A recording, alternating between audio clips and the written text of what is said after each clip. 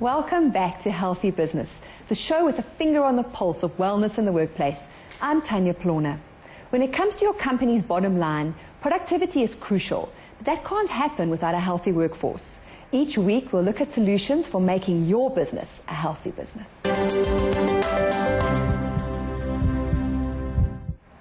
When it comes to corporates, staff nutrition is often the last thing on a company's agenda, which is exactly where corporate interventions come in. Joanne McKay brings you this story.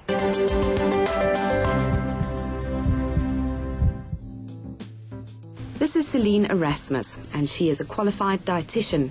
She stages corporate interventions around nutrition. She says one gets reactive and preventative wellness intervention.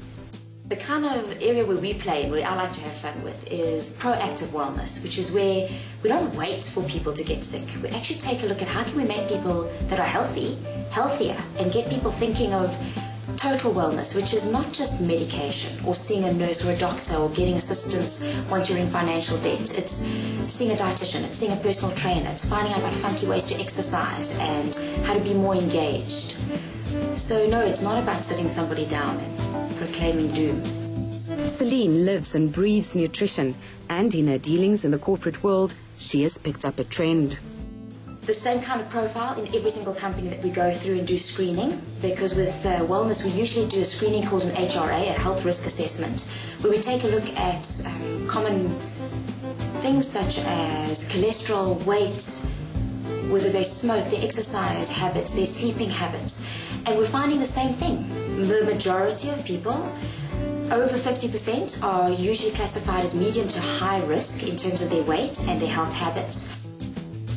And this is a problem because if your body mass index or BMI is high, then you stand a much higher chance of getting cancer, diabetes, cholesterol, heart disease and arthritis. We know this through their health claims. They cost more, they're a lot more absent, so their days leave tend to be more. People are also experiencing presenteeism within companies, which is where you get loss of productivity while somebody is actually at work. So you're in the office, but you're not quite there. So you're not performing at the level that you could. You're taking a lot more longer breaks. You're getting headaches in the middle of the afternoon. You have an energy slump, so you go grab some kind of sugar rush or another cup of coffee. And all of this adds up to company bottom line, eating away at the time and productivity of staff.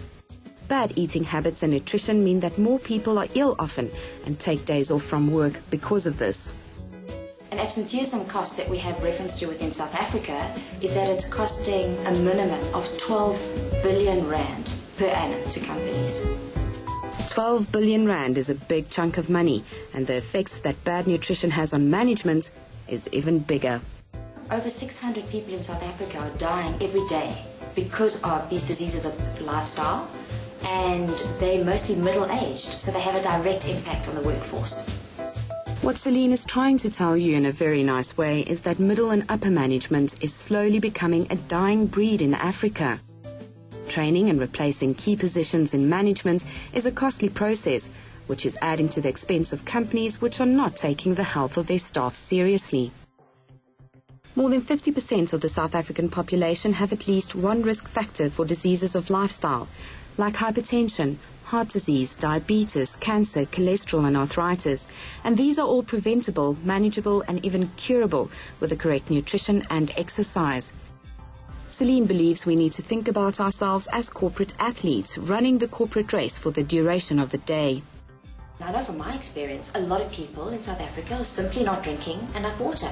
So they have this chronic mild dehydration. And when you're dehydrated, the first three things you experience is a headache, a lack of energy, and you feel hungry because your mouth goes dry. And I think that describes most of us at 3 o'clock in the afternoon. We're hungry, we have a headache, and we don't have energy. So we look for some kind of fix, a cup of coffee, a smoke, and it's not quite going to give us the sustainability or the energy that we really need to make it through the rest of the day and get home and still have a family life. For most of us, this sounds all too familiar, but what can we do about it? Try a glass of water instead of confusing the urge for water with hunger signals. Plan ahead with meals and snacks you take to work, and eat often. As South Africans, it doesn't matter which culture you come from, I find that most of us are not eating nearly enough in the day. So by the time we leave work and get home after we fought through traffic or got onto transport, we are so ravenous that we eat a mountain of food. That leaves us with indigestion. You don't sleep well, so the next morning you're hitting the snooze button 4 or 5 times before you're dragging yourself out of bed. And then you don't have time for breakfast, and then you're grabbing the coffee and the handful of biscuits, and the cycle starts again. One needs to do a screening of staff first so you have a benchmark to measure progress with and identify specific problems within your company. An action plan can be designed around the health findings. And track the employees that are going through the interventions to see whether there's compliance, whether there's behavior change. And I think being consistent with messages is important, and not just sticking up posters at the back of toilet doors. We've got to get funky and creative. Implementing wellness programs which are perceived as boring is another stumbling block. We have a display of all the commonly eaten foods in that particular work environment. It might be muffins and toasted sandwiches and pies, and then we'll actually illustrate how much sugar, how much oil, how many slices of bread that muffin or that toasted sandwich is equated to. And that kind of visual display has a huge impact on staff. I can't tell you how many people can't believe that they're actually eating that. Another starting block lies with corporate canteen food in some companies. So they're thinking about profitability. They're often outsourced, so they're not integrated in terms of the well-being strategy. They don't know what's going on. They're just there to feed the masses. And people just don't know. They're ignorant. So sometimes some canteens even say a particular dish may be healthy, but it's still, I can see it swimming in oil. If you want to make a change and you don't know where to start, Celynn advises to sit down with a professional instead of following some other crazy half-baked nutrition and diet solution. She further believes that one should not try and change everything at once.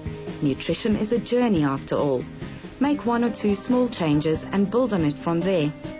On average, people who don't take part in a company wellness program usually cost the company 3 times more in healthcare costs.